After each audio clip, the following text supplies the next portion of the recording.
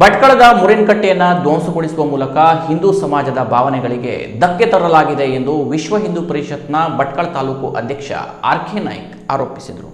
ಭಟ್ಕಳದಲ್ಲಿ ಸುದ್ದಿಗೋಷ್ಠಿ ನಡೆಸಿದ ವಿಶ್ವ ಹಿಂದೂ ಪರಿಷತ್, ಬಿಜೆಪಿ ಮತ್ತು ಹಿಂದೂ ಪರ ಸಂಘಟನೆಗಳ ಮುಖಂಡರು ಜಿಲ್ಲಾಡಳಿತವು ತಕ್ಷಣವೇ ಮಧ್ಯಪ್ರವೇಶಿಸಿ ಮುಂದಿನ 48 ಗಂಟೆಯೊಳಗೆ ಮುರೇನಕಟ್ಟೆಯನ್ನ ಮರು ನಿರ್ಮಾಣ ಮಾಡಬೇಕು, ಇಲ್ಲವಾದಲ್ಲಿ ರಾಜ್ಯಾದ್ಯಂತ ಹಿಂದೂ ಪರ ಸಂಘಟನೆಗಳ ನೇತೃತ್ವದಲ್ಲಿ ಬೃಹತ್ ಪ್ರತಿಭಟನೆ ಹಮ್ಮಿಕೊಳ್ಳಲಾಗುವುದು ಎಂದು ಎಚ್ಚರಿಕೆ ನೀಡಿದರು.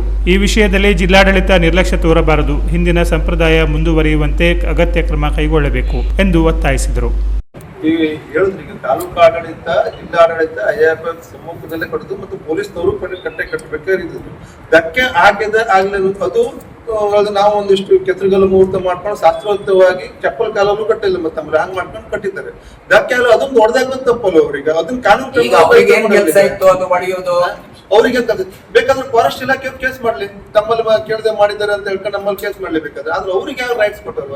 ಆ ಪೊಲೀಸರು SP ಎದುರು ಮುಂದೆ ಮಾಡ್ತಿದಾರಲ್ಲ, ಅದನ್ನ ಅವ್ರು ಸಮರ್ಥನೆ ಮಾಡ್ಕೊಳ್ತಾರ. ಅವ್ರು ಹೊಡಿಲಿಕ್ಕೆ ಅವ್ರು ಯಾರು? ಅದು ಅವ್ರಿಗೆ ಏನಾದ್ರು ಅದ್ರ ಸಮಸ್ಯೆ ಇದ್ರೆ ಆ ಜಾಗ ಯಾರಿಗೆ ಬರ್ತದೆ ಅವ್ರಿಗೆ ತೂಪು ಸಲ್ಲಿಸಬೇಕು. ಕಾನೂನು ಅಂತ ಹೇಳ್ರಿ, ಕಾನೂನು ಸಂಖ್ಯೆ ಜಾಸ್ತಿ ಕಾನೂನು ಕೈ ತಗೊಳ್ಬಹುದಾ? ತಾಲೂಕು ಆಡಳಿತ ನಮ್ದು ಅವ್ರಿಗಿಂತ ಸಂಖ್ಯೆ ಜಾಸ್ತಿ ಇದೆ ಗ್ರಾಮಾಂತರದ, ನಾವು ಹಂಗಾದ್ರೆ ಕಾನೂನು ಕೈ ತಗೊಳ್ಬಹುದಾ? ಮುಸ್ಲಿಂ ಪುಂಡರಿಗೆ ಆ ಮಾನಸಿಕತೆ ಯಾಕೆ?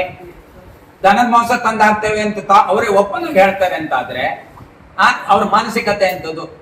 ಎಲ್ಲಾ ದೇವಸ್ಥಾನ ಮಲಿನ ಮಾಡಾಗಿದೆ. ಈ ಮುರೇನಕಟ್ಟೆಗೆ ದನ ಮಾಂಸ ತಂದು ಹಾಕ್ತೇವೆ ಅಂತ ನನಗೆ ಇವರು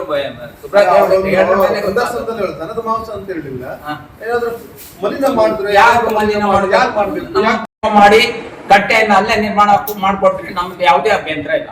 ಕಟ್ಟೆ ಮಧ್ಯದಲ್ಲಿ ಮಾಡಿ ಅಕ್ಕಪಕ್ಕದ ಮನೆ ತೆರವು ಮಾಡಿ ಅವ್ರ ರಸ್ತೆ ಹಾಕ್ಲಿಕ್ಕೆ ಅಭ್ಯಂತರ ಇಲ್ಲ. ಮನೆ ಹೋಗ್ತದೆ, ಅವ್ರ ಮನೆ ತೆರವು ಮಾಡಿ ಕಟ್ಟೆ ಎಲ್ಲೇ ಬಿಡಬೇಕು ಅಂದ್ರೆ ಪಕ್ಕದ ಮನೆ ಹೋಗ್ತದೆ, ಅದನ್ನ ತೆರವು ಮಾಡಿ. ಪತ್ರಿಕಾಗೋಷ್ಠಿಯಲ್ಲಿ ವಿಶ್ವ ಹಿಂದೂ ಪರಿಷತ್ ಪ್ರಮುಖರಾದ ಜಯಂತ್ ನಾಯ್ಕ್, ಬಿಜೆಪಿ ಮುಖಂಡರಾದ ಸುಬ್ರಾಯ್ ದೇವಾಡಿಗ, ಭಾಸ್ಕರ ದೈಮನೆ, ಸುಬ್ರಾಯ್ ನಾಯ್ಕ್, ನಾಗರಾಜ್ ನಾಯ್ಕ್ ಸೇರಿದಂತೆ ಹಿಂದೂ ಸಂಘಟನೆಗಳ ಪ್ರಮುಖರು ಇದ್ದರು. Canara plus news, Bhatkal.